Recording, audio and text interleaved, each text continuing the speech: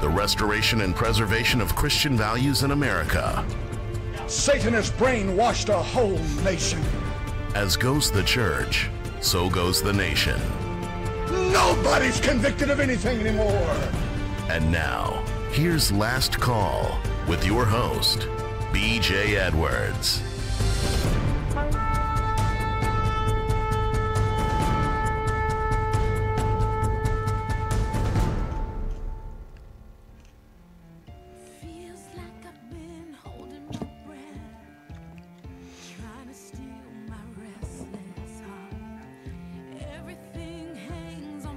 Well, we made it, and it hasn't happened here yet, but it may have occurred on the West Coast first because our internet radio is down. I think, do we have radio, Mr. Anderson? All right. We've got radio, we've got internet, we've got YouTube, and good morning, brothers and sisters in Christ, and fellow Earth travelers, along with Mr. Anderson in honor of Mama Jeannie. You're listening to your last call, and this, according to some, is going to be our last day. But we're prepared for you. We got our helmets on in case it starts to crash around us so we can finish the show just for you.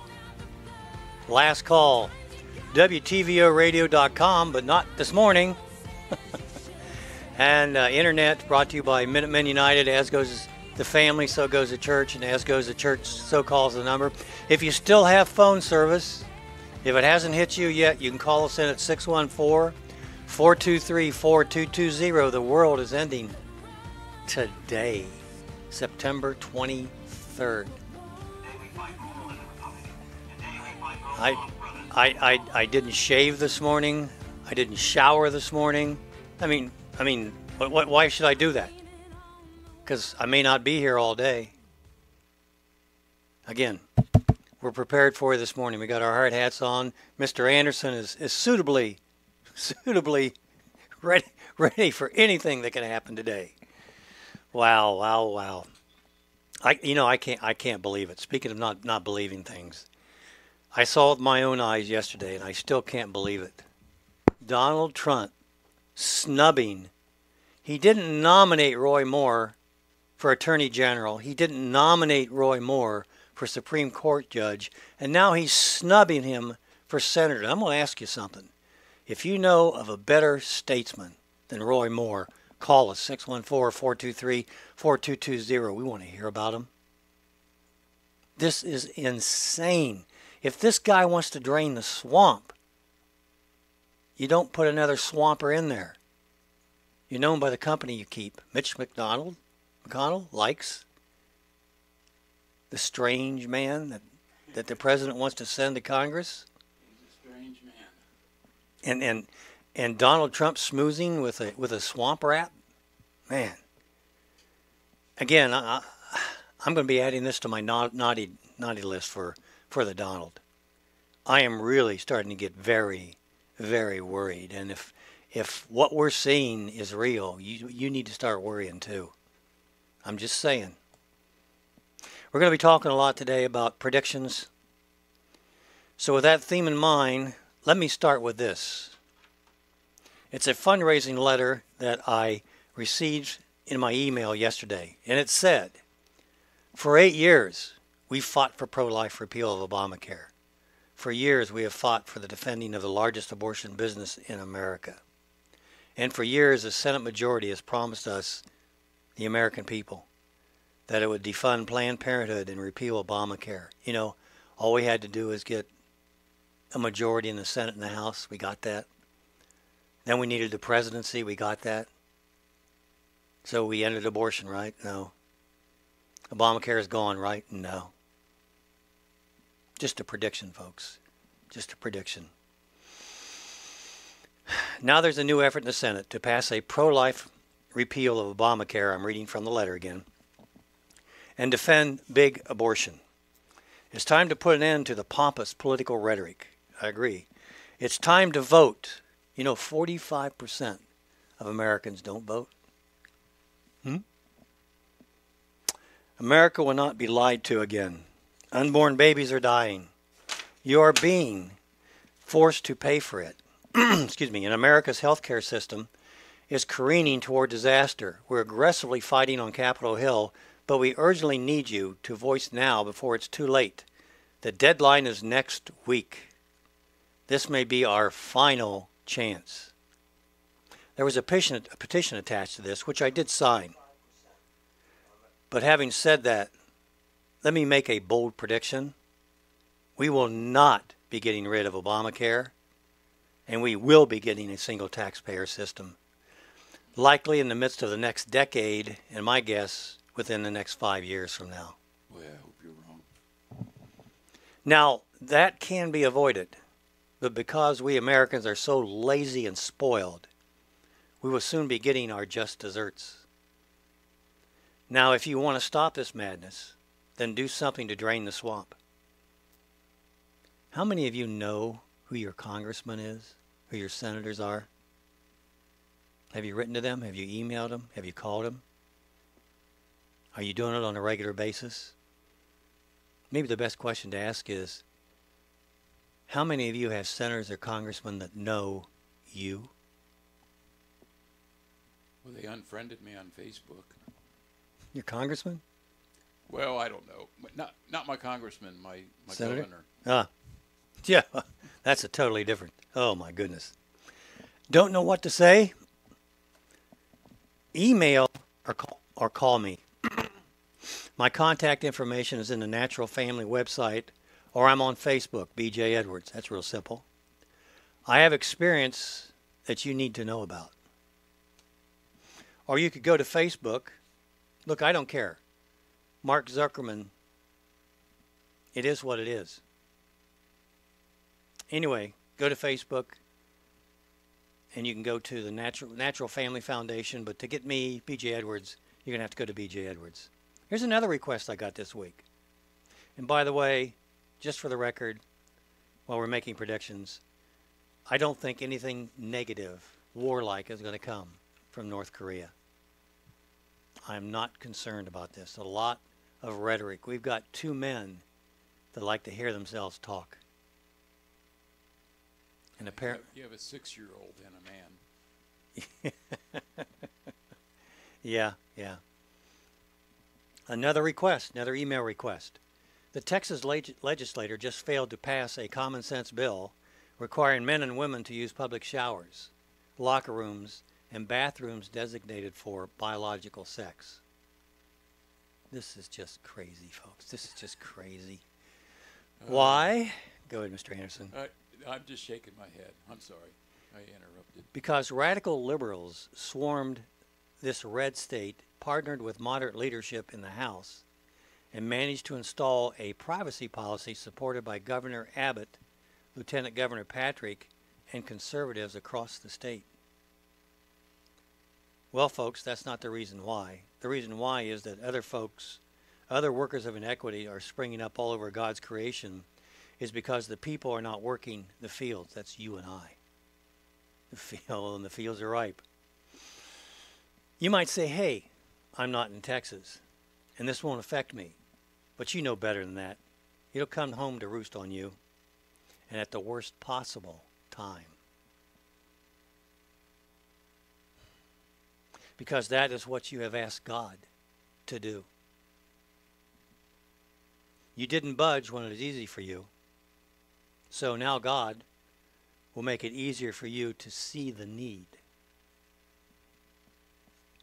If we don't take a stand here, it's only a matter of time before biological men will be able to share showers and locker rooms with women and girls all across America. Are you still sending your child to government-run schools? You send them there, and 12 years later they send you back complete strangers that don't have your moral values, not even anything close to your value system. You can blame it on hormones, but it's not hormones. It's parenting, folks. It's leadership. God gave you those children. You need to educate them, not the government. I had a conversation with a professional the other day who was, he was struggling over his children. He knows the importance of giving them the right education, but he doesn't have the money to put them in private school and won't even think about homeschooling.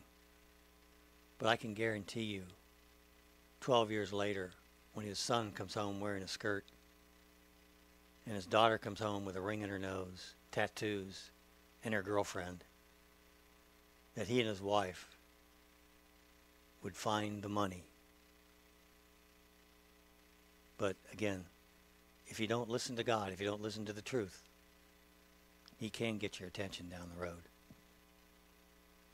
Last year, extremists targeted North Carolina Governor Pat McCrory, who signed into law a measure aimed at protecting the safety and privacy of women and youth from biological males who would seek to gain access to women's locker rooms, showers, and bathrooms.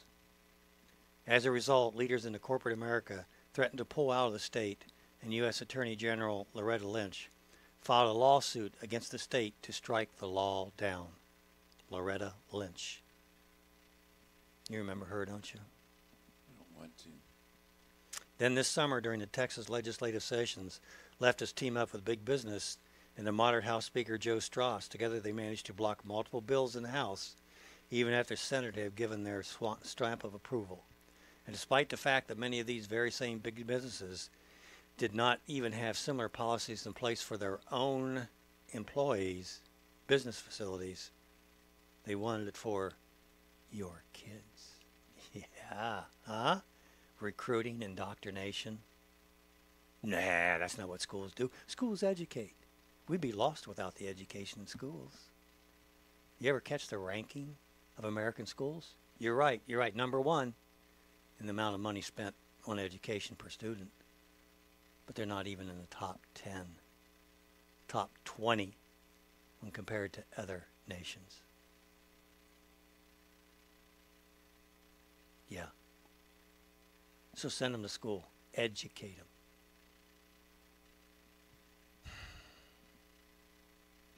Repeal and replace Congress. The link is on my Facebook page and also on the naturalfamilyfoundation.org website under resources. Repeal and replace Congress. If we don't do that, how much time do we have here? Let's take a break. I want to talk about an event that occurred with me a couple decades ago, where I supported a good congressman and sent him off to Washington, D.C. B.J. Edwards, along with Mr. Anderson, hopefully will be able to come back after the break. Your last call. Coming up soon, top 10 dramatic hoaxes in the world. B.J. Edwards, along with Mr. Anderson, your last call. WTVOradio.com. Not today.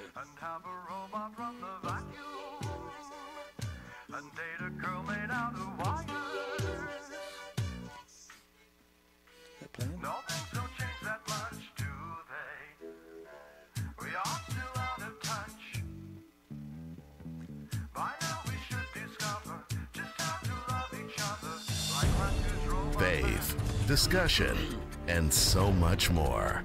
Last Call with BJ Edwards on WTVOradio.com.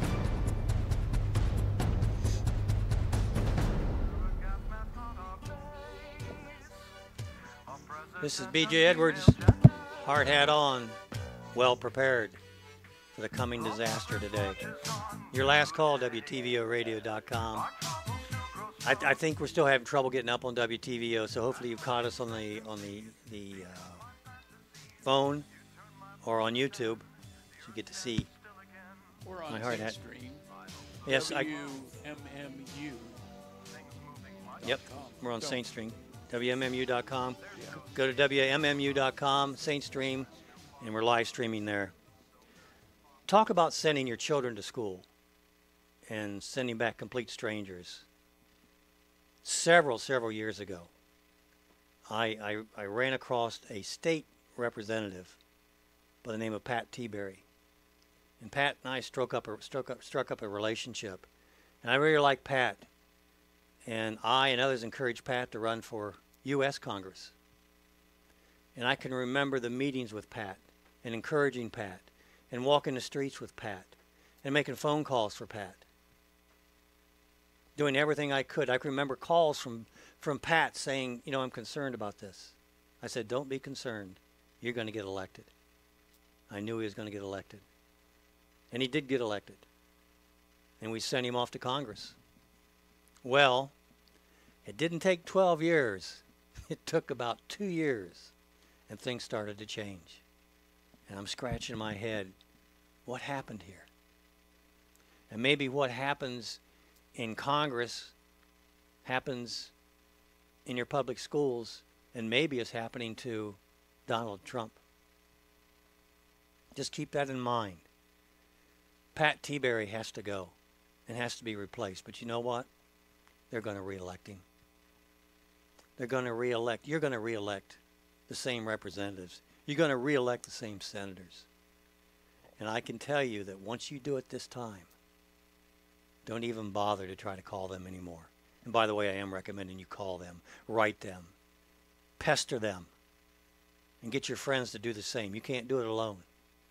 I can't do it alone. That's why I'm encouraging you to do it. 614-423-4220. B.J. Edwards, your last call. You know there's some opinions out there. We are not hearing them. Can't hear you, Mr. Anderson. Why not? I don't know. Man. I cannot hear you. Well, I bet they can. Okay, that's fine. That's fine. I got me turned down a little bit. Okay. You turn up your headphones. Did you know, Mr. Anderson, that Hillary Clinton just authored a book? Did you know that? I got sick of hearing about that. It's my understanding that she was paid something like $20 million in advance Oh my goodness. to author a book. The name of the book is. Oh, we have a call. We do? Yeah. Okay. Let's take the caller and we'll get to Hillary's book. I'm trying to. Hello? Oh, Hey, caller. There you are. Who are we speaking with?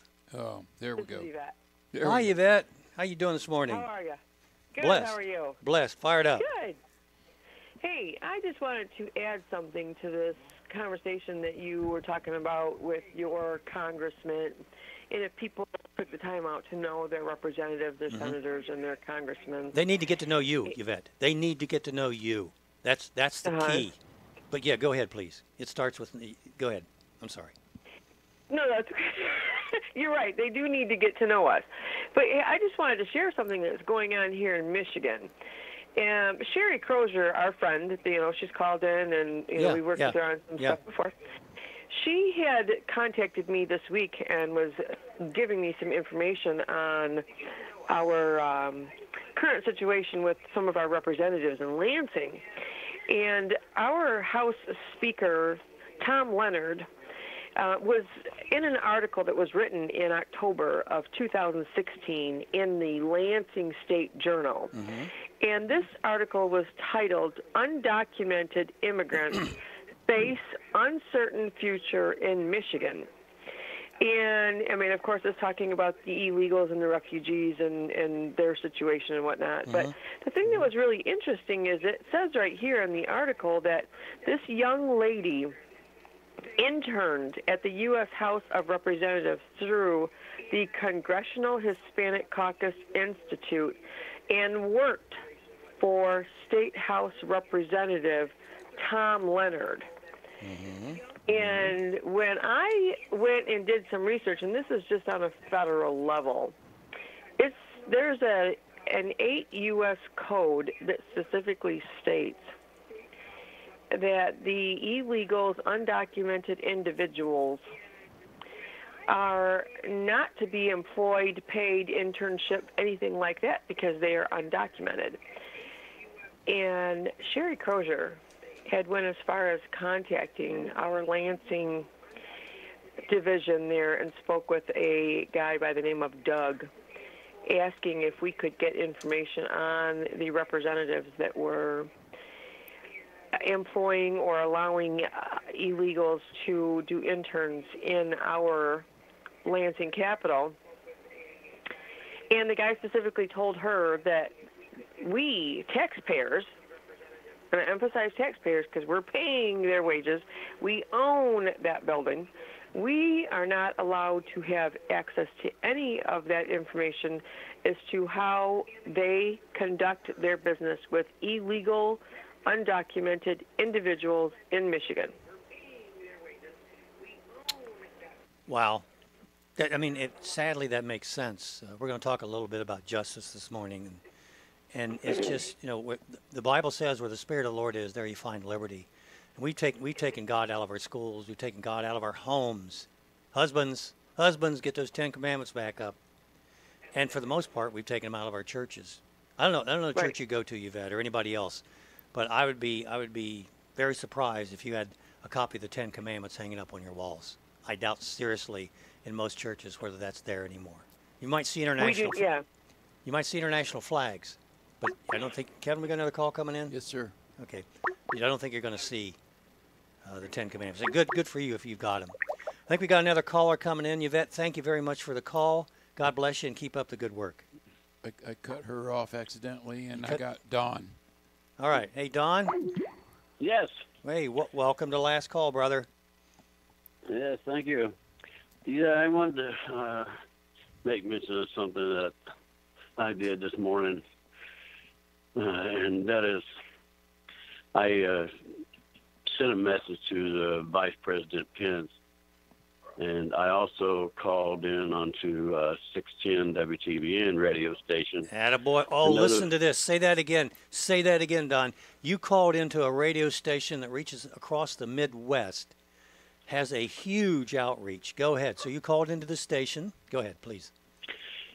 And I notified the people that they needed to contact their congressman representative and let them know that our president and legislature up there, the House Republicans, they are in the wrong ball court.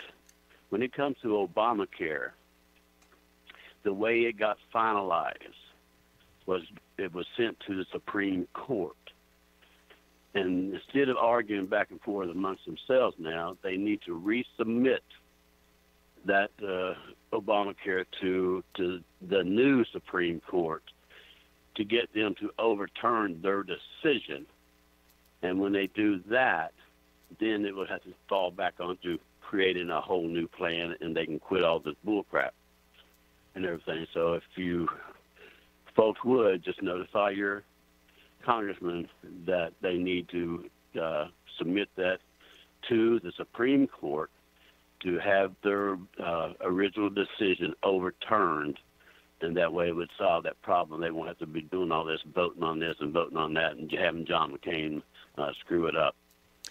Don, we are so divided as a nation, as a church, as a family, as a community, as a state. And I can hear people now, well, that's not the right thing to do. Don is not telling us what. Okay, let's say that you don't think that's the right thing to do, okay? I'm not saying one way or the other whether that's the right thing to do or not. So please, you call your congressman and you give them your ideas of what you think ought to be done. How about that? Huh? How about that? And you call your radio stations, and you go to your school boards. Go ahead, Don. We got a couple minutes. Yeah, go ahead. I agree with that very much, Jim. I'm sorry. But anyway, but people would call into their congressmen and representatives, so forth. They would then become the people that are actually the government of this nation. There you go. Bravo. The people that are up there are our employees. They're our public servants, and they work for us. And we need to go call them and tell them what we want done. Not just say, well, would you look into this? This is what we want done. Because then we are taking our part of being we the government. Amen, brother. You know the government puts out trial balloons. They put out feelers almost every day. And it's like a young child. They'll test you. And if you don't do anything, guess what they're going to do? That's right. They're going to up the ante. Come on, you parents, you know exactly what I'm talking about. Your government's no different. You know why? Because they're people too. No kidding, BJ. Yep, They're people too. Actually, they're not kids. They just act like it. So you got to treat them like kids. You got to spank them. You got to yell at them. You got to instruct them. And Don is right on. It's we the people. These are representatives. These are public servants. Not savants, therefore, Jim, servants. DJ. Therefore, the people, I'm sorry for interrupt, but therefore, if you want them to represent you, you have to let them know what you want represented. That's why we have the ability to call into their offices or email them or whatever we contact them. We have to contact them to let them know what we want them to represent instead of letting them make up their own minds. Donna, I appreciate you calling in. We're gonna have to go to a break, but I want to tell everybody out there that I not only called my congressmen and senators today or yesterday, I called the president's office yesterday, and I told him how disappointed I was about what he was doing in Alabama, and we'll talk about that in a few minutes. B.J. Edwards, along with Mr. Anderson, your last call, WTVOradio.com. Hey, folks, when we show up, we do win. But you got to show up. And we're not winning. This is your last call. I hope not. More ways than one. Mr. Anderson, keep me from yelling this morning. I'm just turning the volume down. Growling. Stay tuned for Last Call with your host, B.J. Edwards. All right, BJ. What about Hillary's book? $20 million. Didn't even want to talk about that. Yeah. Well, I mentioned calling my congressman. A couple things I talked to him about. One was Mueller. And I asked my congressman and senator's office. You don't get a hold of the congressmen and senators. Pat Tiberi's not going to call me back now. And neither are my two senators, sleaziers, or whatever you want to call them. Your old buddy won't talk to you anymore? No, he doesn't call me. He doesn't call me. He doesn't care for my opinion. But I called them, and I said, do me a favor. Send me some information in terms of how much money we're spending on the Mueller witch hunt. And I did use the term witch hunt. You could do it. You could just say Mueller investigation if you think witch hunt is too strong. But I know the representatives, and I've talked to them before, so they know where I'm coming from, and they know what I'm trying to accomplish. And I said, please send me that information. I want to know how many dollars we have spent investigating the supposed Russian intervention. That why would you investigate if they didn't intervene? They may have tried. Good grief, we not only have tried, we have intervened in elections. The USA. I still wonder what intervention, what effect it had. Well, they don't mention that. It's going to come out. Well, could have, and probably was, or there's a high probability. Is that what you want to go to court with, and be convicted because there was a high? We don't have proof, but there's a high probability that you did it. You look guilty, especially with this funky-looking hat on this morning, BJ. I wouldn't wear that into court, by the way. I had to take mine off. I couldn't see. Yeah, what I got was you. doing. So we have to impress on them that we demand the information. So, and I did. Please send that to me. And I want to know. I don't want to know just what they spent. I want to know what they spent it on and who they spent it on. Now, you know as well as I do that the first communication I get back from them is not going to have that information on it. Or they're going to send me back 500 pages and say, there's the information. I'm telling you, I've dealt with these birds before, but they know I'm not going to quit. They know I'm going to stay on top of them. But what scares them the most is if I start multiplying like a rabbit. That's what scares them. And I need to. You don't have to agree with what I'm saying, but I'm sure there's issues that are on your heart that need to be discussed. Look at the Russian supposed intervention is not the biggest item on the table. It isn't. There's a lot more out there. A lot more out there. There's investigations that should be done on the last administration, on Hillary, if you're into investigations. But we need to really take a look at where our money is going. You know, there are billions of dollars. I almost said trillion, and I think it might be trillion. There's billions of dollars that the government just can't account for. That's billions with a B. They can't account for it. What? Yeah, they can't account for it. That ought to scare you. That really ought to. Money's the power to make decisions. The more money you have, the more decisions you can make. Guess who's got all the money, and guess who's making all the decisions? And guess who ought to be telling them what to do? $20 million is what Hillary Clinton got, so she could tell us what happened. And the government is going to spend, I don't know, 2 times that, 3 times that, 4, 100, to tell us that nothing happened. I know a cyber expert, computer. He's very good. Is that me? Uh, I'm sorry, I didn't mean to put you on the spot there. No, that's Kevin. You're close. You're real close. Thank you. You're a close second. Anyway, I would even take the top 5. I got you. Okay, you're 5th. That was too easy. I talked to him, and he told me that computers don't leave tracks. You know, what does that mean? It means that they can't track where the probes came from. And they don't have the Democratic National Committee information, so they're missing a huge piece.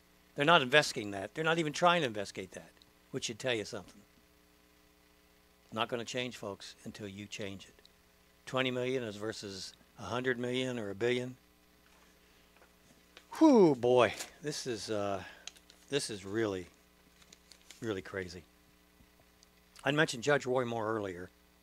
His election is coming up, and please, folks, is there any way you can support him? September 26th, not Yep. too many days Yep. left to Yep. share and plead with Yep. those friends in Alabama to get out and vote. You know, why don't you call your congressmen and senators and ask them why they're discriminating against Christians? Good question.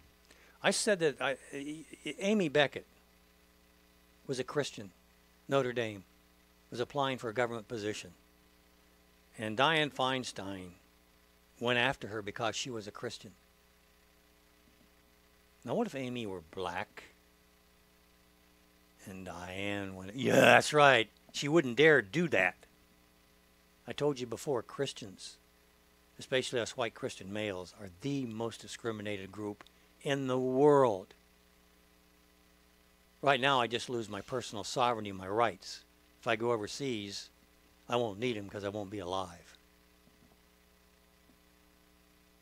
Wow. And don't be intimidated.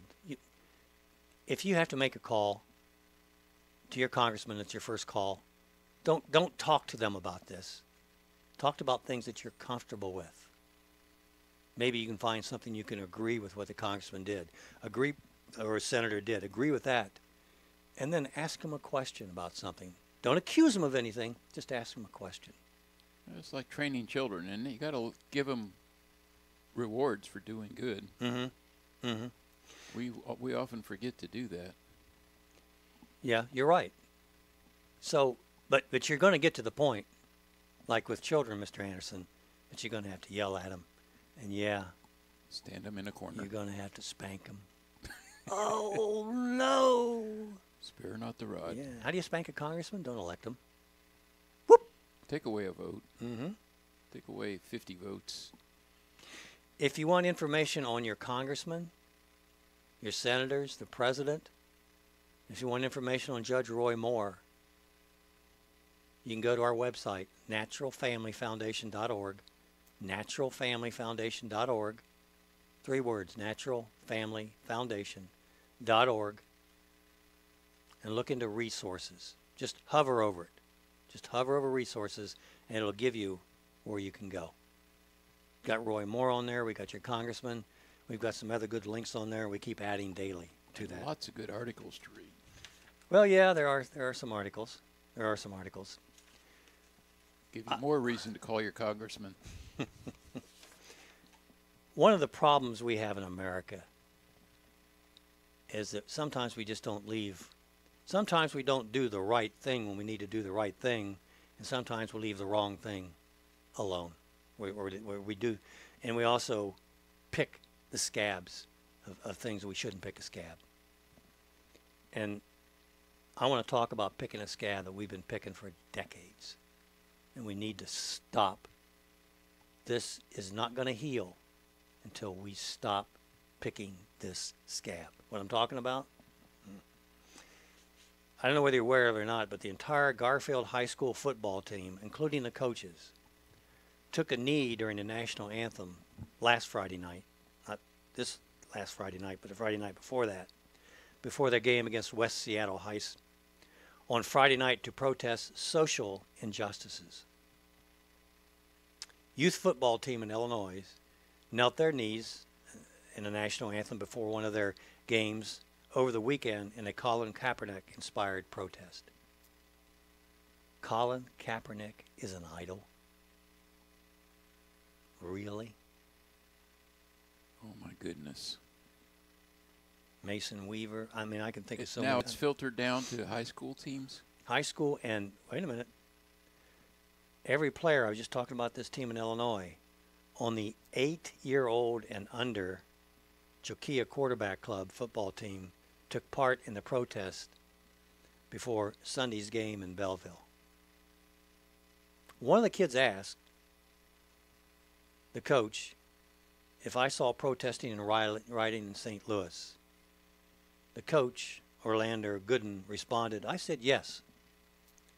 I said, do you know why they are doing it? Coach Gooden said. The player responded, because black people are getting killed and nobody's going to jail. That's information, even if it was true, that needs to be handled a lot more carefully, don't you think? Especially with young minds. Let me make this clear. First of all, life is tough. And I found out very early on that I got further in life by lifting myself up as versus getting someone else to do it for me.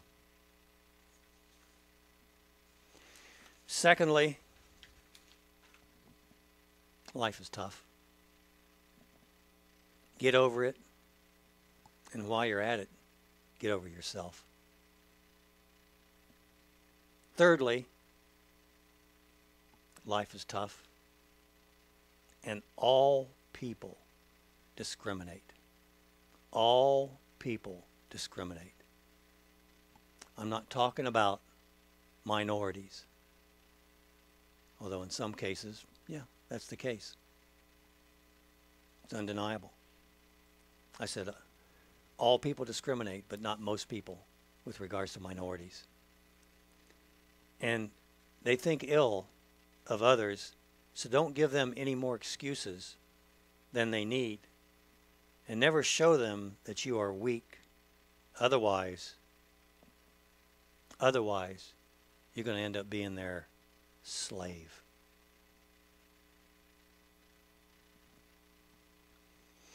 I know personally, along with folks like Lavoy Finnegan's widow, and yes, other Americans, black and white, and their family members, who have felt the sting of the justice system.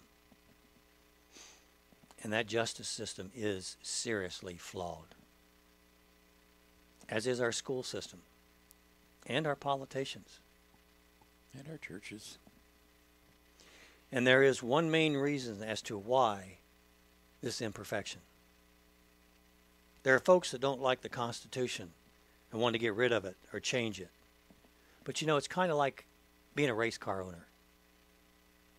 You can have that race car finish last and last and last and last. And you go to your crew and they say, we need to build a new race car. So you build a new race car, and guess what? It still finishes last. Why is that? It, like our justice systems, the example like our justice system, school systems, and our public servants, they are all people intensive. It's not the race car. It's the driver. It's not the Constitution. It's the people. It's not the justice system. It's the people. Wow, good point. If you, of course it is, Mr. Anderson. What do I expect?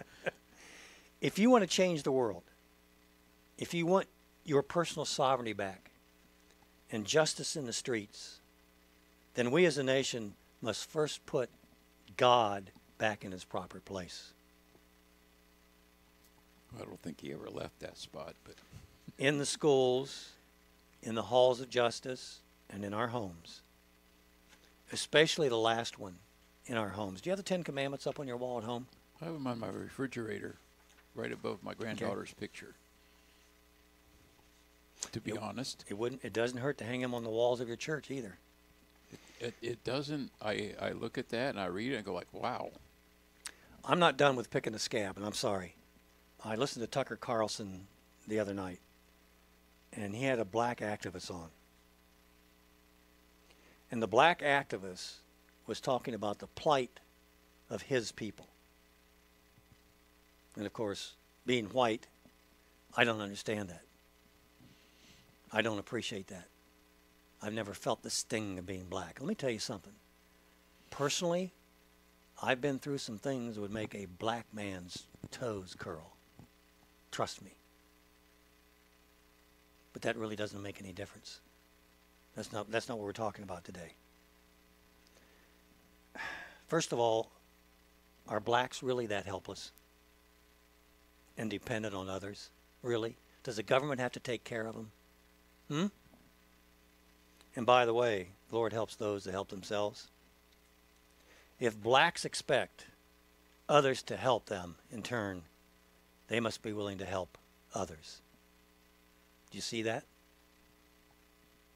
I bet when you do, you see a different man, woman, child. And I did not hear once during that interview that the black family should help in the change process. This is not a one-way street, by the way. Unless, of course, blacks are what Margaret Sanger and her ilk said they are. Remember? If you agree with Margaret, and yes, the KKK, then God help you, because man cannot. You're better than that. Lift yourself up. Stop being a slave. And yes, we'll help you. But we're not going to do the work for you. Because we don't want to be a slave owner. So please, American black leaders, pastors, and especially black fathers, stop picking that scab and start being leaders and ask the government to get out of your way. You and America both will benefit from it. Okay, Mr. Anderson, I'm done now. And I think we're about ready for a break. Oh, you're done. Yep. Okay. Well, thank you, ladies and gentlemen, for joining us today. B.J. Edwards, along with Mr. Anderson, your last call, WTVOradio.com.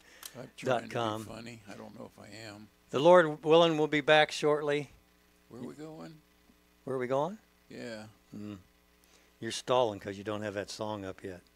I mesmerized you with my presentation, did I not? Yes, sir. Again, we'll be back shortly. B.J. Edwards along with Mr. Anderson, your last call.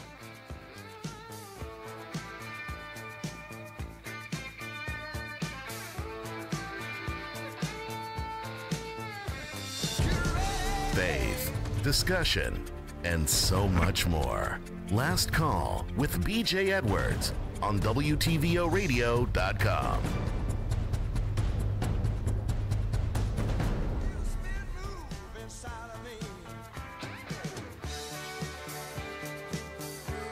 B.J. Edwards along with Mr. Anderson, your last call. I don't know where we're broadcasting on today. I know YouTube, I know the phone, Saint Stream, I'm hoping we've gotten on WTVO radio. Have we gotten on there yet? I don't think so. Don't think so? Eh. Let me check again. Hello. You want me to play more music? No, you're fine. They keep telling me I'm copyright infringing on them. Nah. A Christian numerologist and self-proclaimed researcher, and that's why we're here and equipped today, made a wild and bold prediction. The world will end Saturday, today, September 23rd. David Mead, go ahead. 2017, yeah. Who made the prediction? David Mead Okay. claimed that he found evidence that the world will suffer a series of apocalyptic events that will begin September 23rd. You think maybe he's a little late in that prediction, and maybe he should have predicted it a month earlier? Well, there's still a few hours left. And he claims his proof of the doomed future is written in the past. According to Mead, Hurricane Harvey and the recent solar eclipse were predicted in the Bible and support his theory that the planet Nibiru, or Planet X, is headed towards Earth and will cause apocalyptic natural disasters. That's why the helmet, when the planet comes down, I want to be ready. I forgot about Nibiru, Nibiru? What's Nibiru? that planet. Oh, okay. Nibiru or something Very like that. good, Mr. Anderson. You passed the spelling test. I've been reading about this planet for a long time. Mm-hmm. Specifically, he cites passages in the Bible, Luke 21:25 through 26, that reads, "There will be signs in the sun, the moon, and the stars. On the earth, nations will be in anguish and perplexity at the roaming and tossing of the sea." On the earth, nations will be in anguish and perplexity at the roaring and tossing of the sea. People will faint from terror, apprehension of what is coming to the world, for the heavenly bodies will be shaken. Codes from the Bible and date maker I was shaken. on the pyramids of Giza in Egypt. Boy, I can't get over the helmet, Mr. Amos. Oh. Or maybe it's how you're wearing it. Keep it up. Well, Keep it up. We're entertaining here, okay? I couldn't wear the other one. I had to put something on, just in case. Codes from the Bible and a date maker on the pyramids of Giza in Egypt point to the specific date of September 23rd, Mead told the Sun. I've never visited the pyramids, but I'm sure those that have could say that September 23rd appears on there.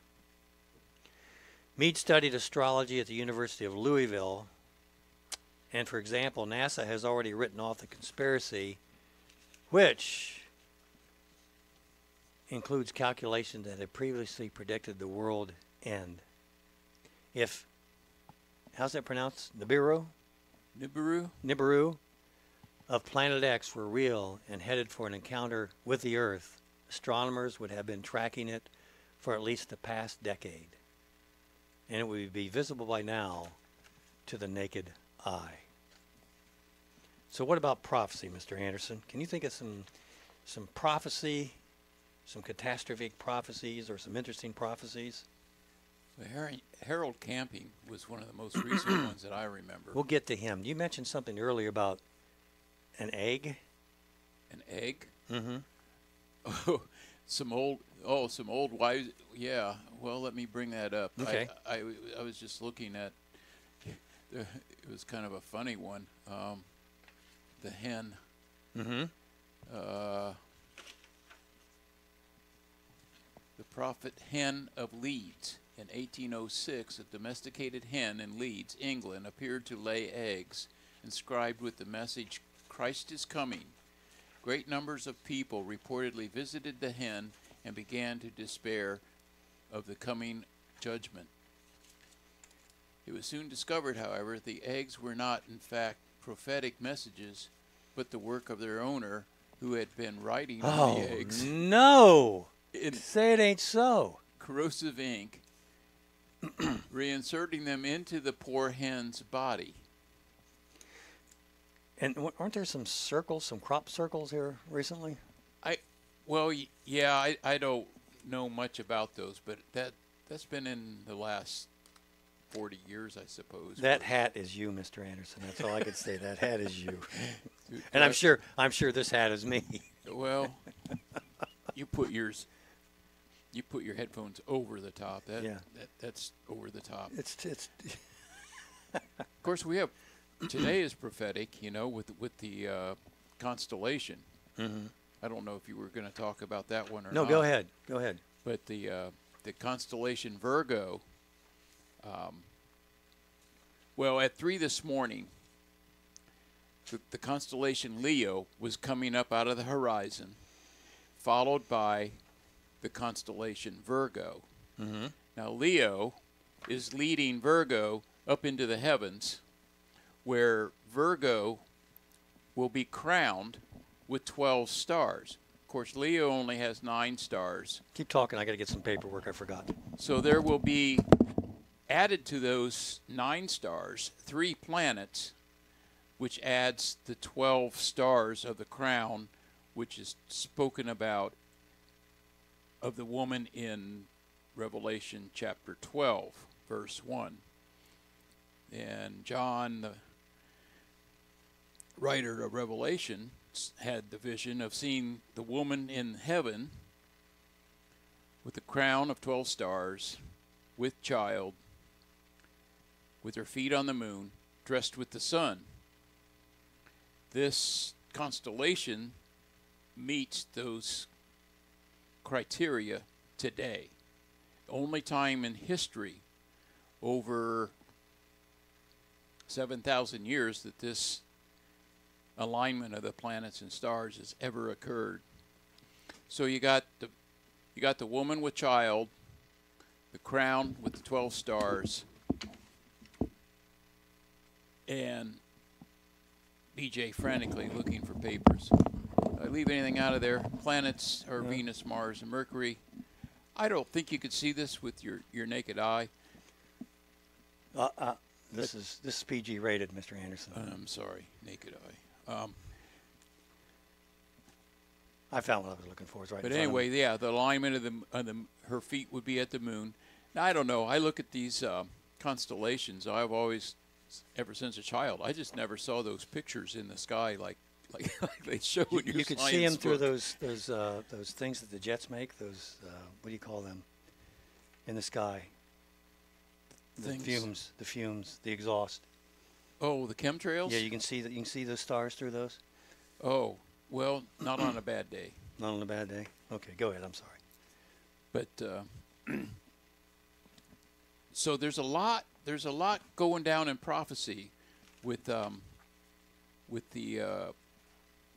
Revelation 12 and the alignment of the constellation today.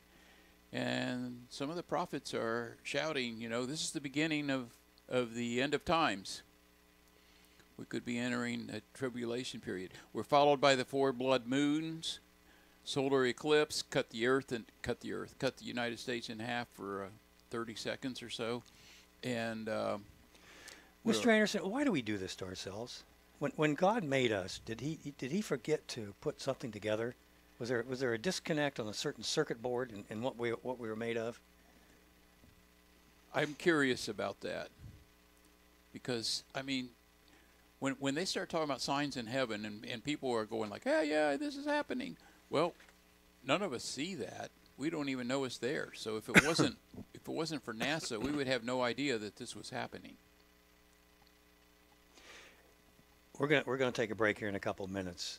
When we come back, we're going to give you the top 10 cataclysmic predictions for mankind of all time. It's kind of a fun topic. The top 10 of all time. Yeah, as a matter of fact, 614-423-4220. I want to hear what you think is the greatest hoax. Oh, boy, I hear some of you thinking right now, don't you dare get into my number 1, 2, and 3 area. Don't you dare. I'll cut you off. We're going to talk about prophecy. And again, we talked a lot this morning about man-centered activities. And look around you. Who controls? From a materialistic standpoint, I hear you, but who controls planet Earth? Who controls this environment that you live in? It is man. And there is an instruction manual, by the way, but some of us either ignore it or walk in, read it like it's a cafeteria, and I'll take this, I'll take that. And some of you get real creative and say, well, this really means this and this really means that. And as a result, we get 38,000 different flavors of just Protestantism, and then and all the other religions that are out there. There is a need in man, not in animals. I've not seen too many animals praying. There is a praying mantis, I understand. But I haven't seen too many animals praying and expecting things to happen, expecting God to be in control. And I don't know, maybe as a result of that, we end up with these crazy predictions. That I don't know whether it's trying to fulfill the ego, whether you're insecure and you have a need you want to fill, whether you're paranoid. I don't know. I don't know what it is about us, about you, not us, about you all. About you all? Yeah, BJ's perfect. BJ's perfect. All you all? Yeah. That's plural for y'all. When we come back, we're going to talk about predictions, cataclysmic and otherwise. And we're going to start with saying goodbye to the letters C, X, and Q. Huh? Yeah. B.J. Edwards, along with Mr. Anderson, your last call. We're on Saint Stream. Telephone, what is that, 614-423-4220. Yeah, if you want to call in. If you just want to listen, 605-475-0017. Your last call. We see the scene now changing. The judgment is now over, and we now proclaim the worthiness of God to rule. God's ruling means the kingdom of God has now come, and the glorious praises as we declare our hallelujahs unto him. The invitation is given to the bride, the church. Stay tuned for Last Call with your host, B.J. Edwards. Getting about as bad as you, Mr. Anderson. I can't see anything. I'm going to probably have to get rid of this helmet here shortly. It's starting to give me a headache. Yeah. You got the right idea in terms of wearing it. All right, folks. Say goodbye to the letters C, X, and Q. Okay. These prophecies may seem strange, almost impossible. Beginning in 1900, an article in the Ladies' Home Journal. I'm going to get this hat off. Hang in there, folks. I'm going to undress in front of you. Well. There you go. We could go for a bike ride. We're ready to go. All right. Say goodbye to C, X, and Q. C, X, and Q. Mm-hmm. Okay, let me get my keyboard eraser. Ladies' Home Journal begins in 1900, yet they have come from the most conservative and learned minds in America. And this in 1900, Ladies' Home Journal, 1900, really, okay, said that that in a short period of time there'd be no C, X, or Q, that they're useless letters and we're going to get rid of them. How about smell-o-vision? Mm-hmm. By the year 2000, third-dimensional color television will be so commonplace and so simplified that a small device will select pictures on the living room wall so realistic that they seem like they'll be alive, according to the Associated Press article that ran in the Lumberton, North Carolina Robesonian. Accurate enough except for the part about incorporating smells in the TV viewing experience. The room will automatically be filled with aroma of the flower garden being shown on the screen.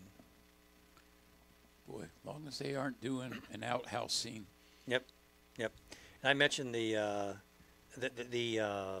letters CX and Q. That was supposed to happen by the year 2000. And they will be abandoned because they're unnecessary. Spelling by sound will have been adopted, first by the newspapers. English will be a language of condensed words, express condensing ideas, and will be more extensively spoken than any other. Russian will be second. Huh. In America, they're trying to make it number one, right? The Russians are coming. Well, that's the problem. We haven't changed our keyboards yet. That's how they're trying to infiltrate.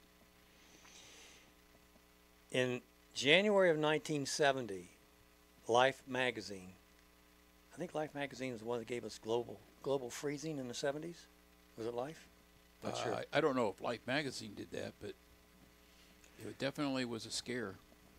In January of 1970, Life magazine claimed that people would have to wear gas masks in cities in 10 years due to pollution, and that in 1985, air pollution would cause the world to receive only half of the normal amount of sunlight. In fact, air quality is getting better, the World Health Organization says. But then China has a little different issue. So there's a little bit of truth to that, not worldwide. There's some truth to that. I hear you. I think there was a time in Japan where people were doing that in Tokyo. You probably didn't hear about this. Metcalfe's internet catastrophe in 1995.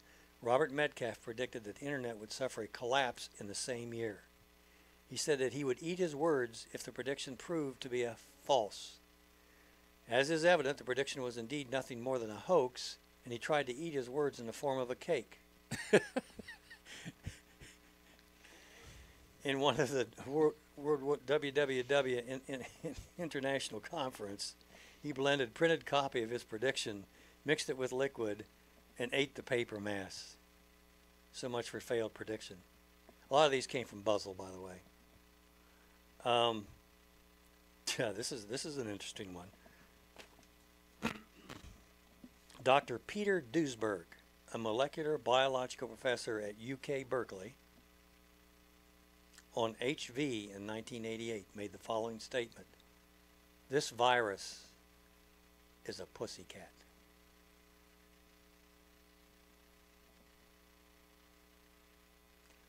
I think there is a world market for maybe 5 computers. Quote Thomas Watson, chairman of IBM, 1943. I think there is a world market for maybe 5 computers.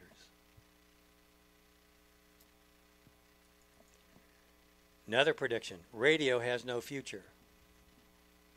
Heavier than air flying machines are impossible. X-rays will be proved to be a hoax. William Thomson, Lord Kelvin, British scientist, 1899. You know that scientists, I'm sorry, I'm going to break your world all the way up. Scientists are not always right. I'm sorry. I know. It's hard to believe, but they're not. They're not always right. Like Piltdown Man.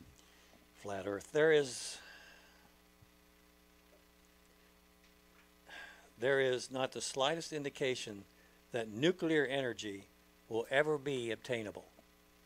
It would mean that the atom would have to be shattered at will. Who said that, Mr. Anderson?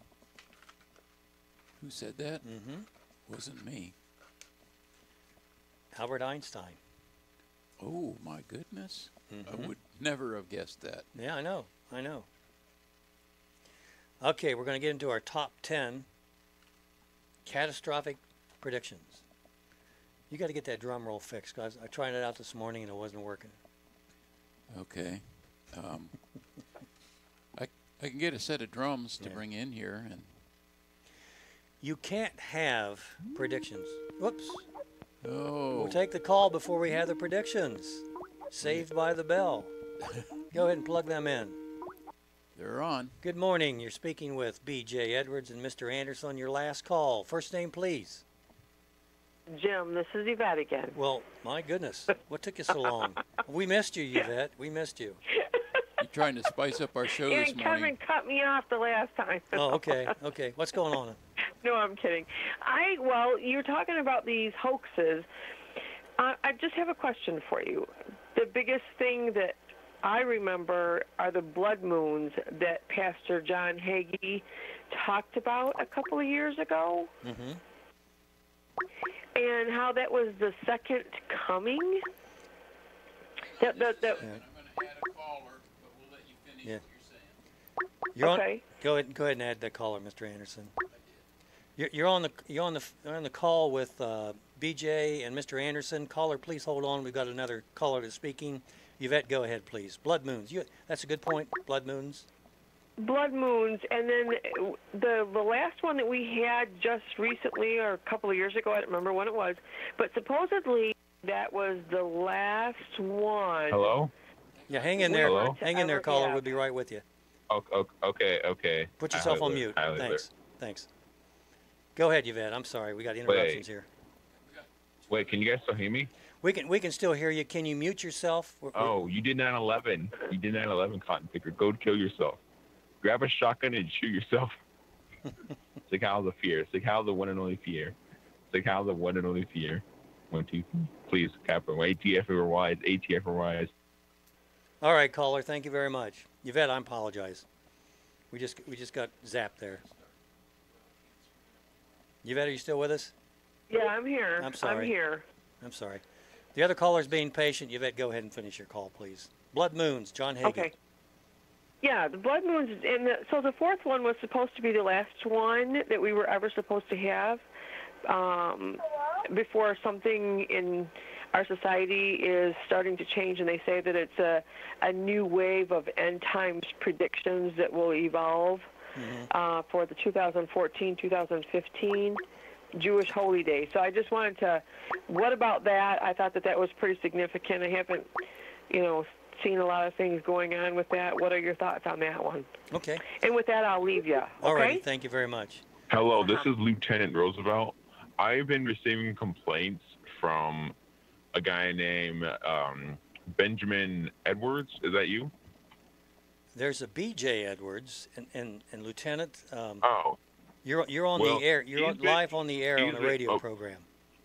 Well, we've been getting complaints from GameStop. He's been buying 37 copies of Madden 13 for the GameCube. Do you know anything about that? I actually no. I have no idea what you're talking about. And I've heard he also he bought like 7,000 copies of like Dora the Explorer for the Nintendo DS. What's that about? I have no idea. I'm not too often. I heard he's dumping the ROMs online. Yeah, I really appreciate the call, but. And I heard he's using this information to send to the Islamic terrorist group to help them better train their mind for their recent attacks. And this is a serious thing. I have no idea. I love this. We've been hacked.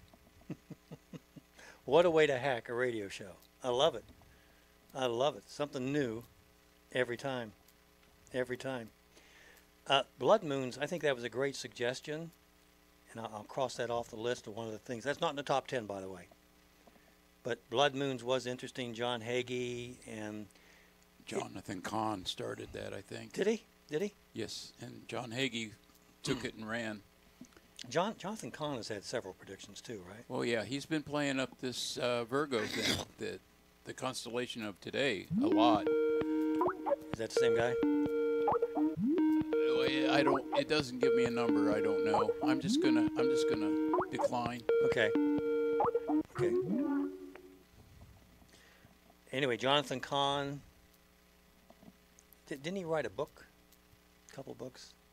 Oh yes. He's been writing.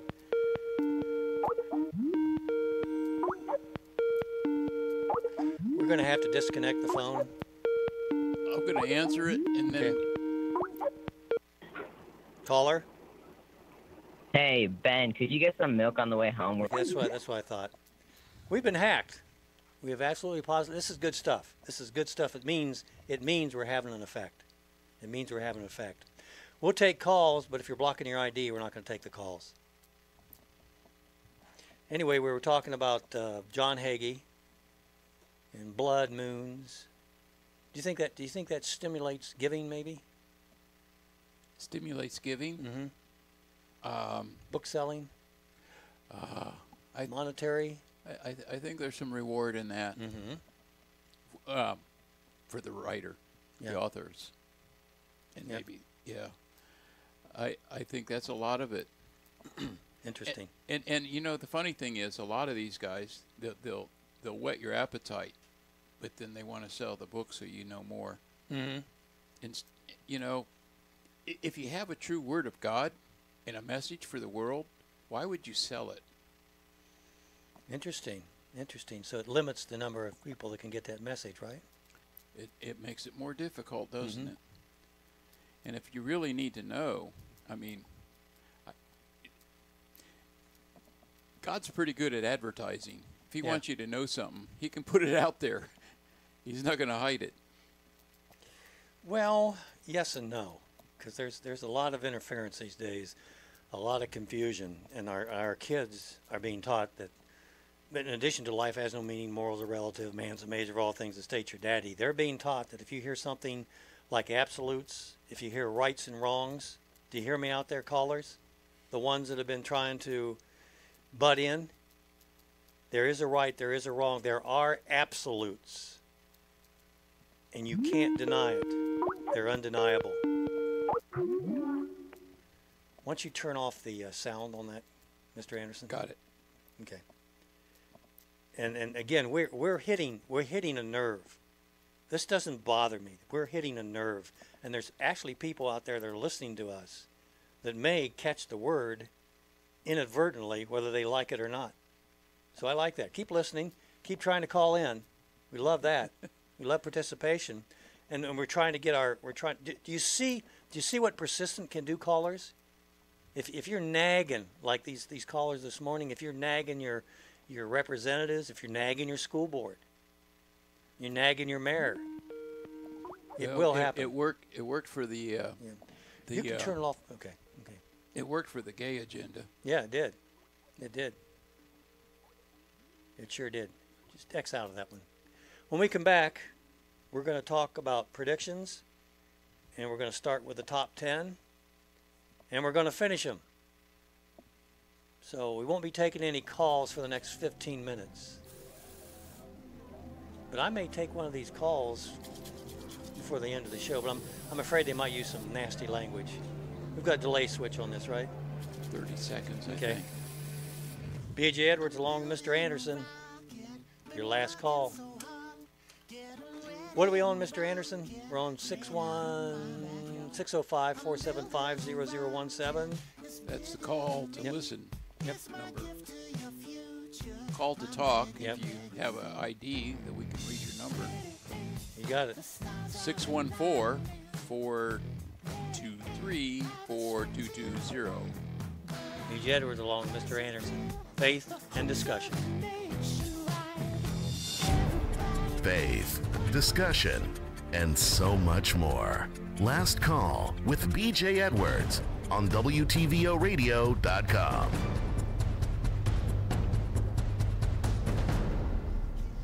We are back, B.J. along with Mr. Anderson. I want to let you know something. We've had a couple hackers this morning that have actually hacked into our phone lines and tried to speak. Now, this doesn't upset me. Let me tell you why it doesn't upset me. Because it tells me that I'm doing something right. That I'm making somebody scratch an itch. And it's also serving as a good example of what I've been trying to get you all to talk about, or to do, and that is to do. Because it does have an effect. You are going to be able to help some people out. Top 10. Catastrophic. What do you got there, Mr. Anderson?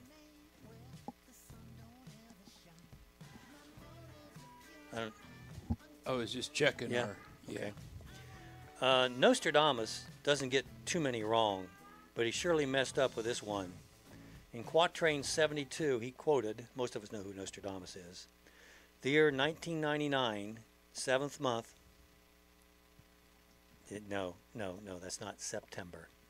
And that's not 2001. In the year 1999, 7th month, from the sky will come a great king of terror to bring back to life the great kings of Mongols, before and after Mars to reign by good luck. He predicted that in September of 1999, there would be an apocalypse due to the king of terror coming from the sky. No such terror ever descended from the sky. And we're well past 1999. That's number 10. Number 9. Pat Robertson, on his 700 Club, claimed that he knew the exact date of the Judgment Day. He quoted on his show, "I guarantee you, by the end of 1982, there's going to be a judgment on the world." Well, we're in the year 2017, so definitely his prediction was nothing but a mere baseless comment. In 2011, he was awarded the Ig Nobel Prize, a spoof of the Nobel Prize for teaching. Do you remember that, Mr. Anderson? A little bit. I had forgotten that he did do that prediction. We are a forgiving people, aren't we? Or is it a forgetting people? I just never paid much attention to Pat Robertson, to be honest. But he's still on the air. Well, there's a 700 Club. Mm-hmm. And I've seen him from time to time. You know, there's some good with the bad. Mm-hmm. All right. I've heard some good testimonies on the program. Yeah. And testimonies, you know, that's our best witness, right? Yeah. If they're honest. I don't know quite how to handle all that right now. But I'll put it in my perfect mind.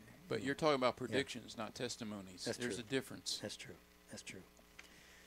Okay, number 1098. Harold Camping. Last predicted the end of the world in 1994. And then predicted May 21st, 2011 at exactly 6 p.m. sunset in Jerusalem. He quit preaching forever on May 22nd, 2011, one day after his May 21st prediction. How was his bank account at that time? He did that as an act of repentance for speaking where the Bible is silent. He should also dismantle the multi-million-dollar empire and donate the money to ministries like, well, the disaster ministries. Graham's, Franklin Graham's group. That would be a good group to, or Pass the Salt would be good. Probably hadn't heard about them though. Yeah. Harold's people are learning about them. Harold's last broadcast might have included proclaiming himself as his false teacher. After which he turns the broadcast off switch and liquidates his empire and proceeds and gives to the church. There's a lot of injured people out there as a result of this false teaching. It's hard to overcome that. I'm sure God can help direct and redirect, but I'm sure God also doesn't appreciate. Well, he warned us. He can use it, yeah, right. There'd be prophets, false prophets. He told us, you know. So if you're going hook, line, and sinker with false prophets, there's a little responsibility of yourself there. You just blew up my clothes, but okay. I'm sorry. I jumped ahead. You're always ahead. Well, you know, I'm a random guy. Yes, you are. Well, yes, you are. How about this one, Mr. Anderson? Depleting oil reserves. You remember that? Yes, yes. We've been hearing that for over a century. No more dinosaurs to make oil. Earlier, it was the U.S. Bureau of Mines that predicted the oil reserves would be depleted in 10 years. and the prediction has been backed repeatedly over the years. In 1951, the Department of Interior predicted that the U.S. will run out of oil reserves in the coming 13 years. The reality is that with scientific advancements, new deposits are being explored and alternative energy sources are being utilized. Interesting, interesting, interesting. That is interesting. By the way, and it's probably more than this. This was in 2012, the figures I have. In 2012, end times was unsuccessfully predicted. You know why it's unsuccessful, don't you? That's right. That's right. It was unsuccessfully predicted a whopping 242 times, starting in 44 A.D. They started early with this. Man's nature. What about this one? The much-awaited date in the year 2012 came and ended like any other day. The only thing that ended was the, you know what this is, Mr. Anderson? 2012? You're gonna kick yourself for not guessing this. The Mayan calendar ended on this date. Oh, yeah. And there was speculation that the world would come to an end on that date. Even in the past, there were many Mayan predictions that fell flat. Many experts claim that December 2012 Judgment Day predictions were misinterpreted and that the Mayan writings had prediction even after 2012. All said and done, the amount of hype this prediction received could not be matched. It was a biggie. That was. It was a biggie. People were writing that on their calendars. Mm-hmm.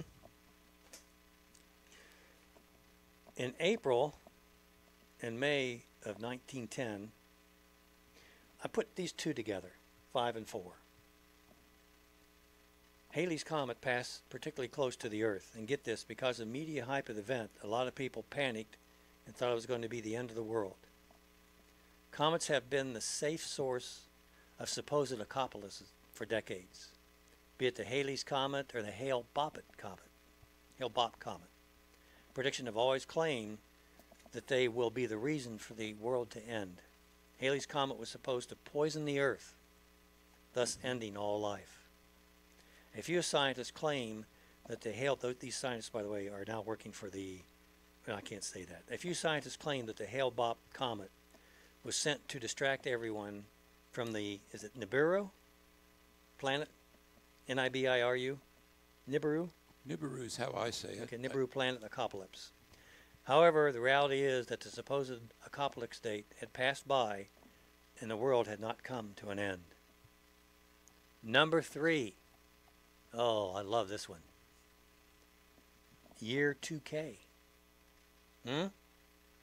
Boy, do I remember this one. I was working in computers. I was an executive recruiter working with computers and placing computer programmers. And this was like nothing I had ever seen. I had computer programmers that literally doubled their salaries by making one move.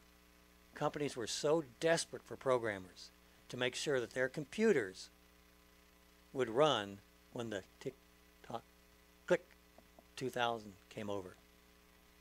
I remember this one vividly. And I have good friends. I could mention some of the names and you'd know them. And man, they're storing up water and they're storing up food. I mean, I've gone into some of their basements. They probably still have the water from year 2K. I swear they still have it. But I, being a recruiter, talked to some of these programmers. And to the man and lady, none of them were concerned. None of them were afraid of what was going to happen. None yet. And you might have been part of that. You probably were storing nuts like squirrels. It was just crazy times. Mr. Anderson, do you remember that? I do. I still have water jugs in my basement that I was filling. Don't laugh at me. I love it. I love it. Okay. I had to do something. I want to get into number 2 and number 1, but I want to spend a little time on both of those. So we're going to be coming up for a break here in a couple minutes. So do you have any predictions that you thought were interesting? You can try to call in, please, if you would, 614-423-4220, and what predictions you thought or what predictions we missed. And I'm sure there's a lot of them out there. There's so many of them out there it's hard to pay attention to. I did a day and a half research on these, and I didn't even scratch the surface. This was just crazy. It really was. Some of the stuff that was predicted. I think you'd mentioned there's some religious ones too, right, Mr. Anderson, that we haven't really talked about. Yes, there's a lot of them. But wasn't there a Lady of Lords or something like that? Yeah. And I can't remember all of them. But anyway, we'll be back in 1 minute, and we'll be back in 1 minute with our top 2 catastrophic hoaxes of all time. Of all time.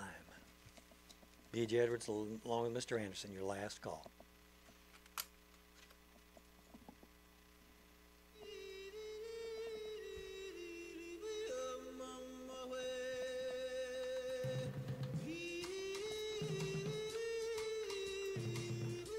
We're getting an IM. Checking.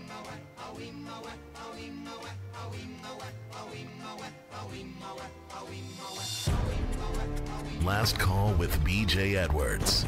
Real talk about real life on WTVOradio.com.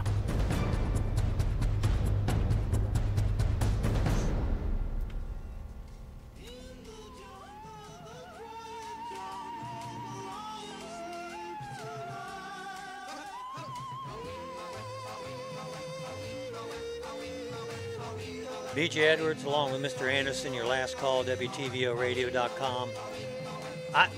Maybe we're not on WTVO today. What are we on today? What can we sponsor today? Saint Stream? Saint Stream, WMMU. Okay. .net. Got it. Again, I struggled with this, and you could probably flip-flop these.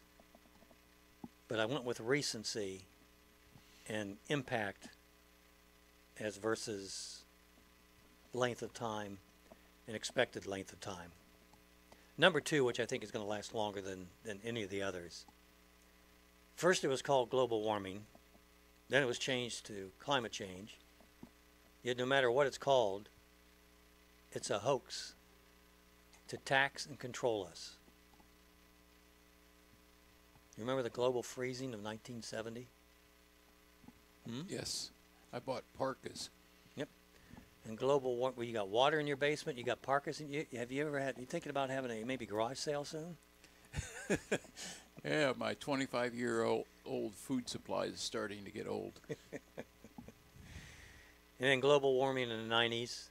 In his book, Earth in Balance, Vice President Al Gore said this in 1992, because of the rising sea level, due to global warming, in the next few decades, up to 60% of the population of Florida may have to be relocated. It's going to go underwater. Not hurricanes. The water is just going to come over Florida. Because of the rising sea level, due to the global warming, in the next few decades, up to 60% of the population of Florida will have to be relocated. Yet, today, Florida is still there. Al Gore predicted the polar cap ice would be melted and cities around the world would be underwater.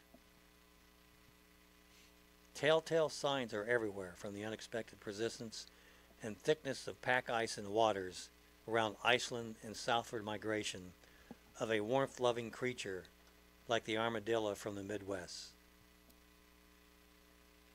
Since the 1940s, the mean global temperature has, well, today you could say it's risen. In the 70s, they said it has fallen. The ones that said it was fallen, there was a climatologist, George Kukla of Columbia University, in Time Magazine's 1970 article, Another Ice Age. So next time you hear about worldwide crop failure, rising sea levels, species extinction, or climate grief, oh, good grief, you might want to remember that just being an expert or even having a consensus of expert doesn't necessarily mean the claim is true. We could probably throw evolution in there somewhere. Couldn't we, Mr. Anderson? I'm sorry, I was okay. Trying to confirm what this caller keeps hacking our okay, that's system neat. here. That's neat. We'll have to find a way on Skype that we can block them or tell them to call after 12 and we'll witness to them. Well, yeah. There we go. There's no callback number. It just says unknown. So yeah.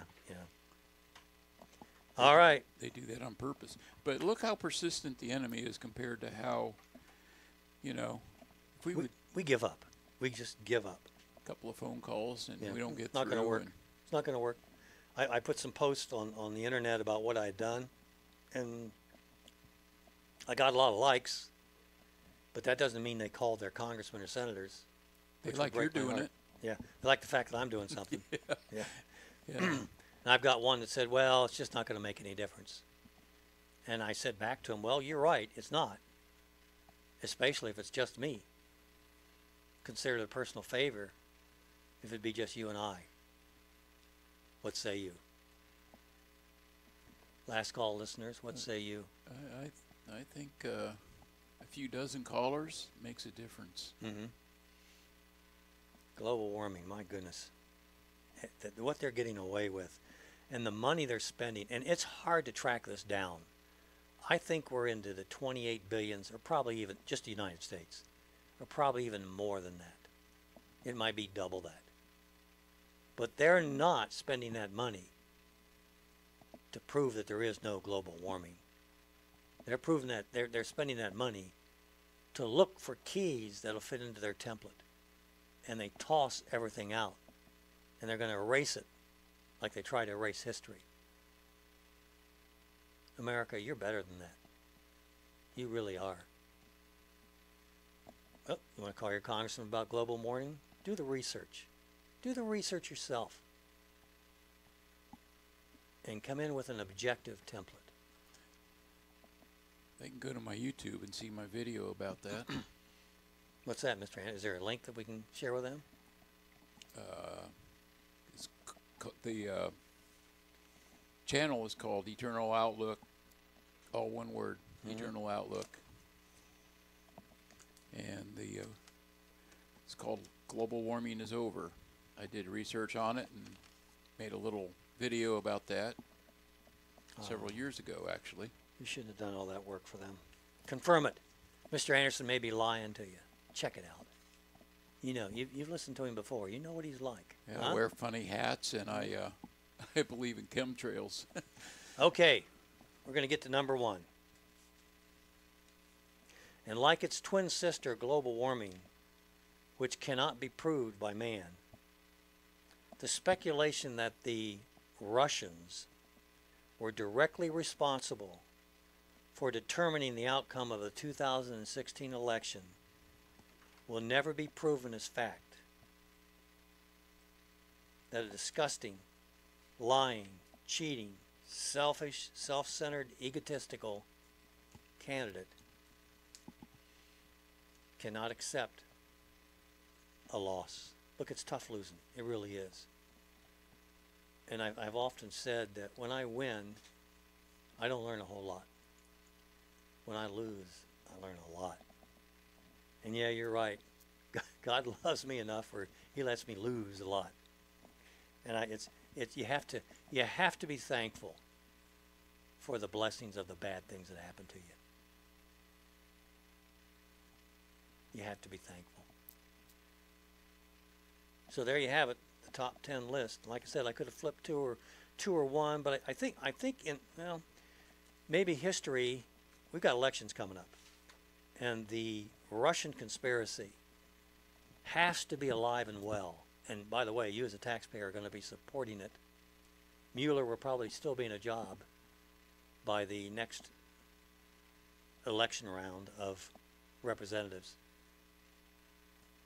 So this will be a hot item. It's assumed, and I like Tucker Carlson, but he lets too many people make the assumptive that the Russians interfered.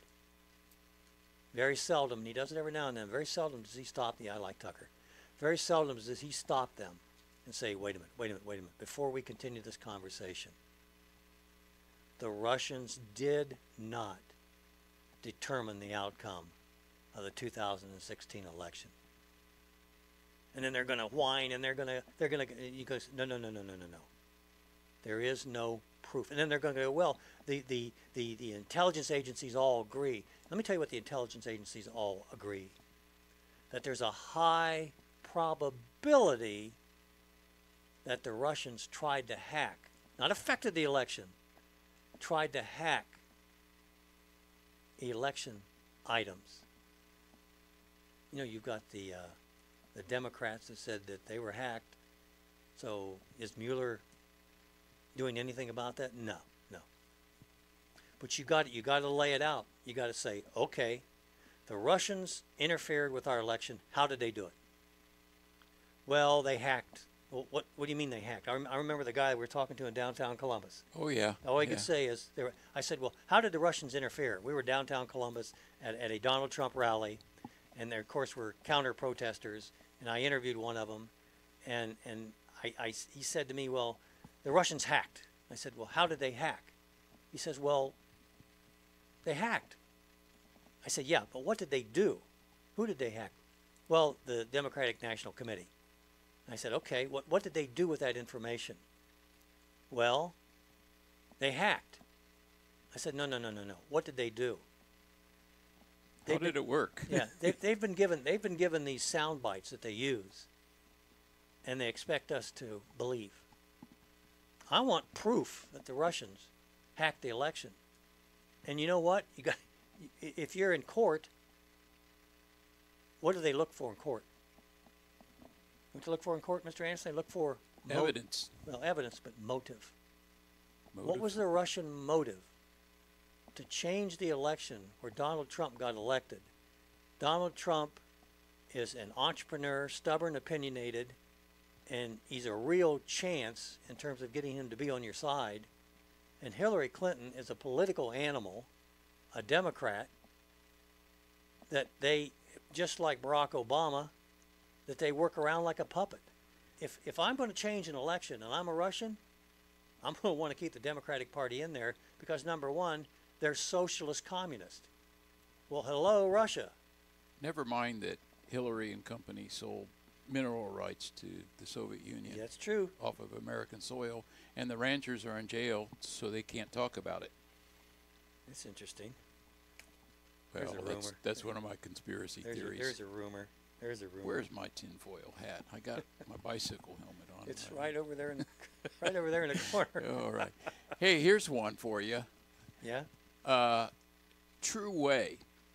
A Taiwanese religious leader, Han Ming Chen, established Chen Tao, or True Way, a religious movement that blended elements of Christianity, Buddhism, UFO conspiracy theories, and Taiwanese folk religion. He preached that God would appear on U.S. television, Channel 18, on March 25, 1988, to announce that he would descend to Earth the following week in physical form, identical to Chen. The following year, he prophesied millions of devil spirits, together with massive flooding, would result in a mass extinction of the human population. Followers would be spared by buying their way aboard a spaceship disguised as clouds sent to rescue them. Disguised as clouds. Spaceships disguised as clouds. Now, I wonder how many tickets he sold. This is from the Britannica. Yeah. Encyclopedia Britannica, the top 10. That was the one you missed. Yeah. I missed that one too. I never heard of that before. I just thought it would be.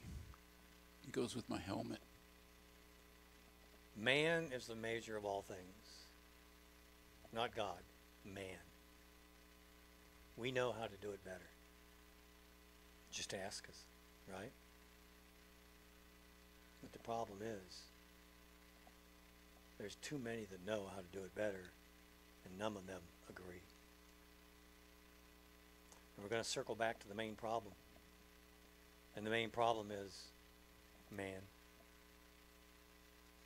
The natural man receiveth not the things of the Spirit. Key, for they are foolishness unto him. Nor can they know them, because they're spiritually discerned. And the spiritually discerned means that you have to humble yourself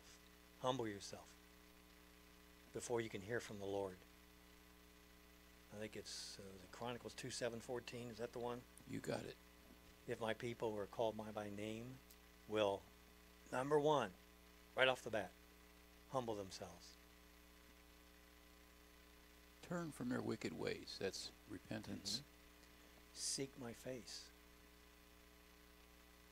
But the key is the humbling. You're not going to get anywhere unless you humble. And when you go out and you say, well, my particular form of Christianity is it, I'm rigid, I'm going to stand on it. I've made a lot of changes in my life.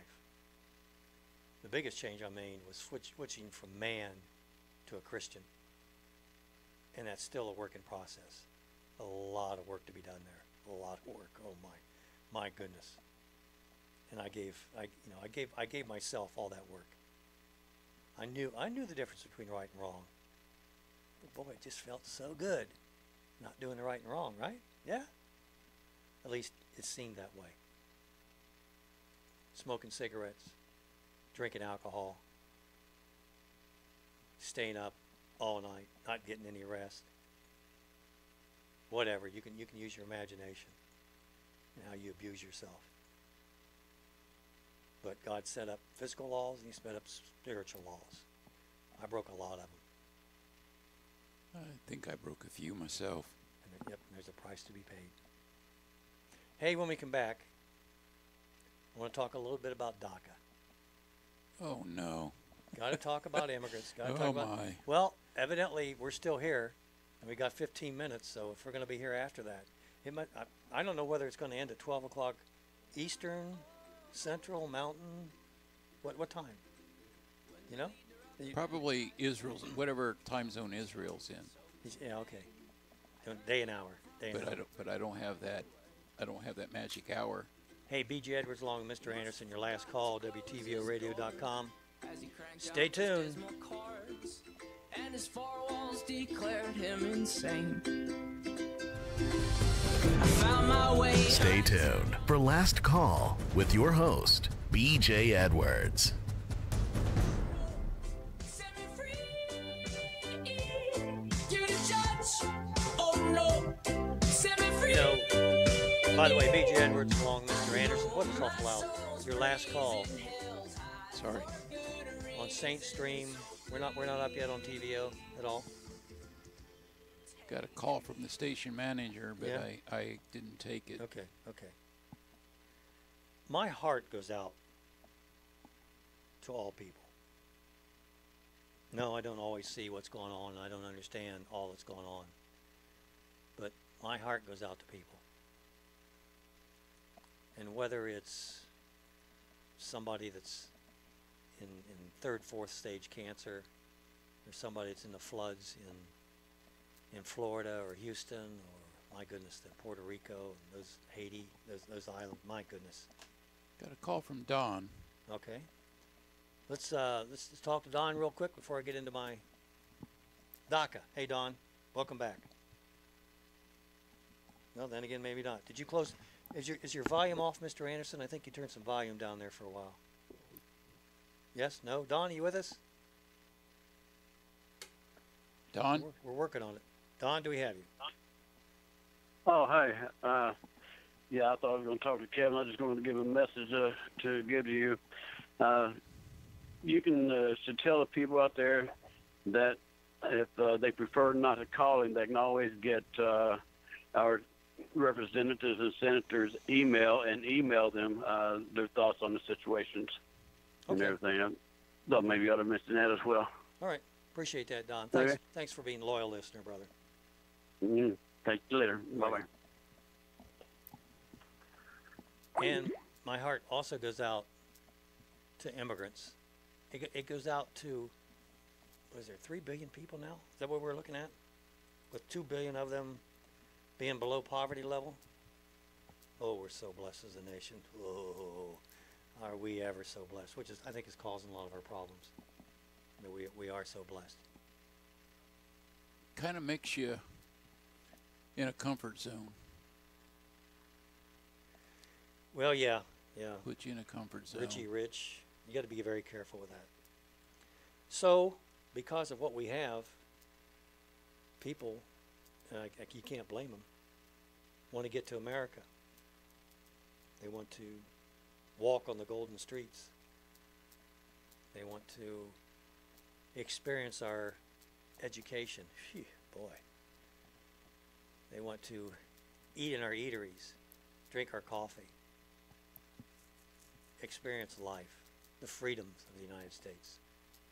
But there's one small problem. That's an area problem. The United States cannot possibly house the entire world, physically or physically, financially. They're talking about making health care available for everyone. That'll be a single payer system, where the government, where you become a slave of the government. The government has the hospitals, they run them. They can decide whether you can come in or not. Of course, they're not going to let anybody out, right? Everybody gets in.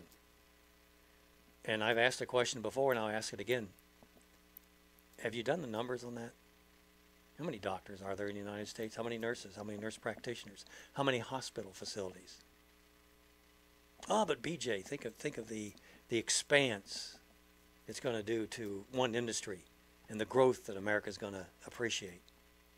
And I'll say to you, get an economics book and figure out the law of demand and supply. Therefore, we have a system in the United States where we limit the number of foreigners that are allowed into this country. And we need to be very careful about who we let in. And one of the things we need to do is make sure that they're going to assimilate. No, we don't want criminals, I got that. But they must be able to assimilate to our customs and to our language. And it seems like the more we let in these days, the less they assimilate in the language, the less they assimilate in the customs. I worked for a company that took pride in the unity of their diversity. Think about that statement. The unity of their diversity. Again, there's much to do. That sunk in. There's much to do these days about the status of illegal immigrants who have trespassed upon the sovereign soil of the United States. Currently, many folks are exercised over the plight of children, now adults, who were in essence dropped off by their parents for a permanent and unannounced stay at their neighbor's house. Neighbors were gracious, offered them free health care, education, room and board, and food. Now, several years later, these estranged souls, now in the hundreds of thousands, who have for the most part behaved themselves, trying as best they could to blend into the American canvas, find themselves in a bit of bother. Some of them have served in our armies, became policemen, teachers. And it even looks like there might have been a few who were so patriotic that they even voted in our elections. You might want to think about that. But in spite of their good works, their stay is about to be cut short. Or at least, that's the talk. But BJ, the USA, the melting pot, isn't this our strength, our diversity? And when we talk about America, what are you talking about? Yes, indeed, we do welcome citizens from all over the world, different sizes, shapes, colors, nationalities, but not because we worship diversity. It's actually just the opposite. Men, women, and children who gave their all in the Revolutionary War, Civil War, and other wars did not do so in order that we could be more divided and diverse. These brave Americans risked their lives so that we could remain united. They fought for the American brand, life, liberty, and the pursuit of happiness, the land of opportunity, and the home of the brave. E pluribus unum. Not e unus pluribum, but e unum pluribus. Out of many, one. Amen? Amen. Again, the home of the brave, not the home of the non-English speaking citizens who refuse to speak our language or practice our customs and refuse to obey our laws, starting with our immigration laws. You want to divide a nation? Weaken it by importing strangers that refuse to assimilate, and this is especially effective if they only use their native tongue. Remember what happened at the Tower of Babel? Everyone was suddenly confused when different languages were entered into the equation. And didn't America fight a war because we refused to allow a foreign country to dictate our religion?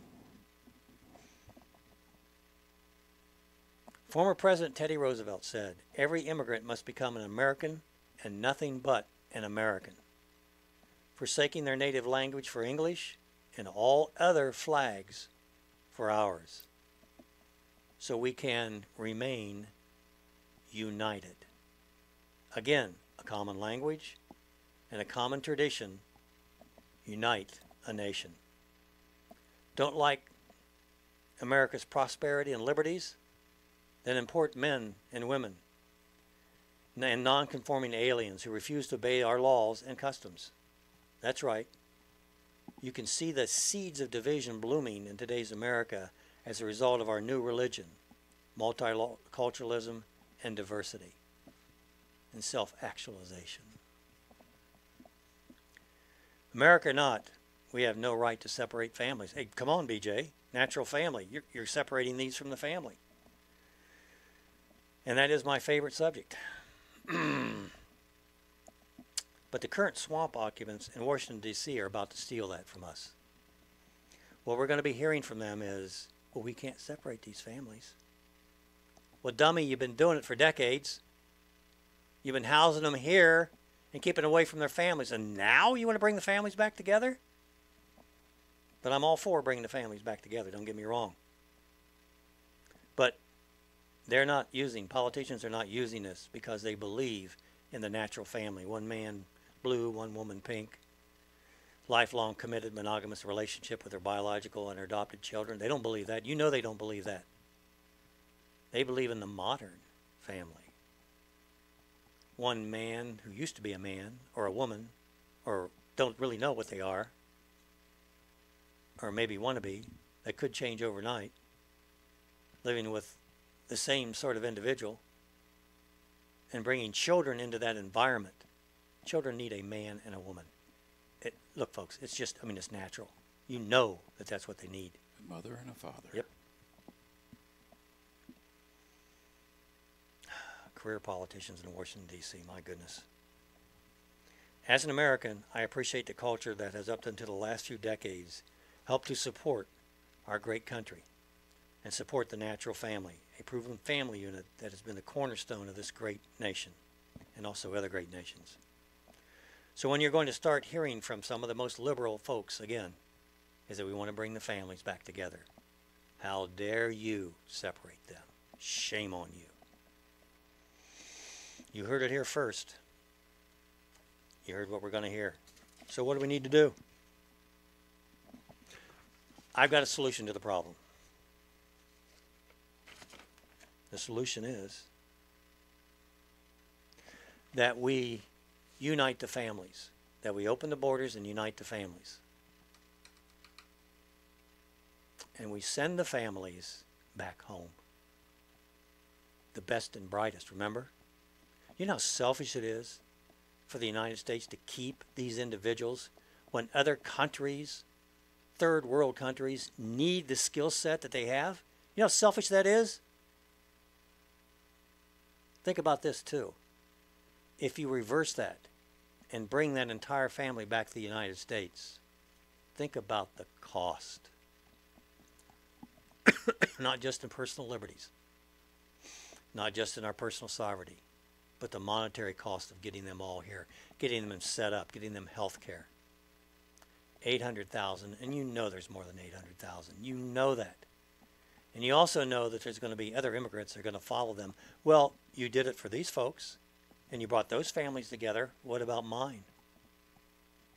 What if there are 20 million illegal aliens in the United States? And my guess is there's that many, if not more. What if there's that many? What are we going to do? There's a solution, folks. One way. Send those babies back to their mamas and papas, back to their homeland, where they can be more useful. Send those numbers over there. Economists tell us, well, we need all these numbers. We need all these people. First of all, stop killing babies, okay? Then you won't have that kind of need. But if you're not going to stop killing babies, you don't bring them in here because, again, the economic scale won't support it. Anyway, I had to get that off my chest. You can find the full article on naturalfamilyfoundation.org. Thanks for listening to me today and Mr. Anderson and putting up with our antics. And it looks like we're going to have, well, I guess a few more hours maybe of life. Maybe. I just want to send out a quick message to all my friends on other planets.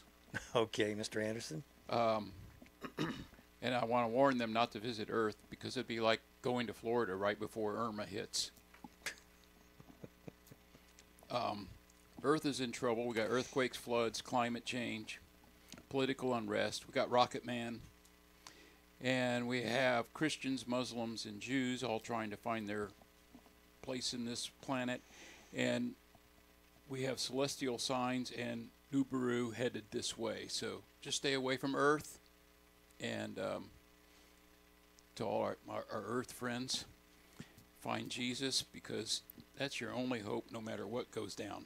Silence in the face of evil is evil itself. God will not hold us guiltless. Not to speak is to speak. Not to act is to act. God bless all of you. Thanks for listening in today. Even those that are trying to hack us. God bless all of you. Find Christ, fellas. Talk to you next week. Well, at least we hope we'll talk to you next week. Hopefully. You might just find a hat sitting here next week. Mr. Anderson. Join us Saturdays at 10 a.m. Eastern for Last Call with BJ Edwards on WTVOradio.com. Yeah. You got rid of that, daggone it.